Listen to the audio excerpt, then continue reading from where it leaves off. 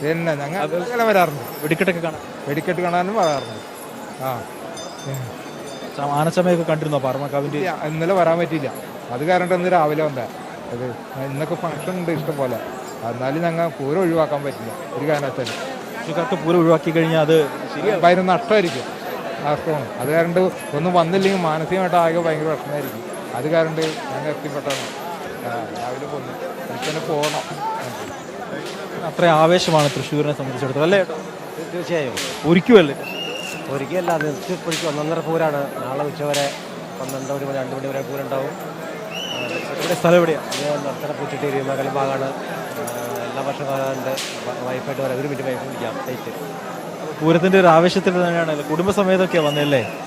തീർച്ചയായിട്ടും അങ്ങനെ അത് വേണമല്ലോ. അതല്ല അതൊരു ഉത്സവത്തിൻ്റെ ഒരു പ്രതീതി. തീർച്ചയായിട്ടും വൈഫ് കമ്മിങ് ടിക്കറ്റൊക്കെ കാണാം. തീർച്ചയായിട്ടും കഴിഞ്ഞ വർഷം വളരെ മോശമായി. പ്രാവശ്യം അത് ഗംഭീരമായിട്ട് കാണുന്നുണ്ട്. പൂരമൊക്കെ തൃശ്ശൂർക്കാരുടെ ഏറ്റവും വലിയ മാമാങ്കമാണല്ലോ പൂരം. വെടിക്കെട്ടൊക്കെ കാണും. വെടിക്കെട്ടിന് വരാറില്ല, സാധാരണ ഇല്ല, കണ്ടില്ല. ഏറ്റവും പൂരത്തിൽ ഏറ്റവും ഇഷ്ടമുള്ളത് വരവാണ് ഇഷ്ടം. കാരണം ഞങ്ങൾ പഞ്ചവാദ്യ കലാകാരനാണ്. അതുകൊണ്ട് പഞ്ചവാദ്യത്തിനോട് ഇത്തിരി ഇഷ്ടം കൂടുതലാണ്. കുഴൂർ ചന്ദ്രമാരുടെ ഒരു ഗംഭീര കാഴ്ച ആണ്. എന്താ പറയുക, കാണുന്നൊരു ആകാംക്ഷ. ഓരോ കൊട്ട് കേൾക്കുമ്പോഴും അതിൻ്റെ ലയിച്ചു. തീർച്ചയായിട്ടും ഇതിൽ വിശപ്പും ദാഹമൊന്നും അതിനൊരു വിഷയമല്ല. അത് ഒന്നും ബാധകമല്ല. ശരിയാവും. രാവിലെ വന്നു തൊഴാൻ വന്നു. തൃശ്ശൂർ പൂരവുമായി ബന്ധപ്പെട്ടതിൽ പാട്ട് വല്ലതും അറിയാമോ? ശരി, അപ്പോൾ എന്തായാലും രണ്ടുപേർക്കും പൂരത്തിൻ്റെ എല്ലാവിധ ആശംസകളും നേരുകയാണ്.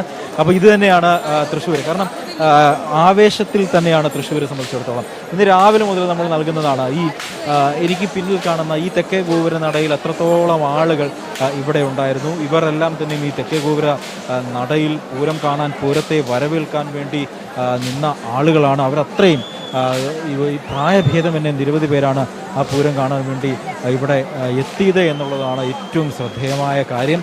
ഇപ്പം എന്തായാലും നമുക്ക് ഇവിടെ ഓരോ ആളുകളെടുത്ത് നമുക്ക് ചോദിക്കാവുന്നതാണ്. എല്ലാവരും സെൽഫിയൊക്കെ എടുക്കുന്ന തിരക്കിലൊക്കെ. പൂരം വളരെയധികം ഭംഗിയായി വരികയാണ്. എത്ര കൊല്ലം കൊണ്ട് പൂരം കാണാൻ? എനിക്ക് 83 വർഷമായി. ഞാൻ എല്ലാ കൊല്ലവും മിക്ക കൊല്ലവും ഒന്ന് പോകാറുണ്ട്. ഇവിടുത്തെ ഏറ്റവും വലിയ പൂരം നമ്മുടെ 7 പൂരങ്ങളുടെ ചെറുപൂരങ്ങൾ പറയും. ആ ചെറുപൂരങ്ങളുടെ എല്ലാം കൂടി ഒന്നിച്ച് ചേർന്ന് ഒരു 2-2:30 മണിയാകുമ്പോൾ നമ്മുടെ ഒന്നിക്കൽ കരയിലേക്ക് വരും.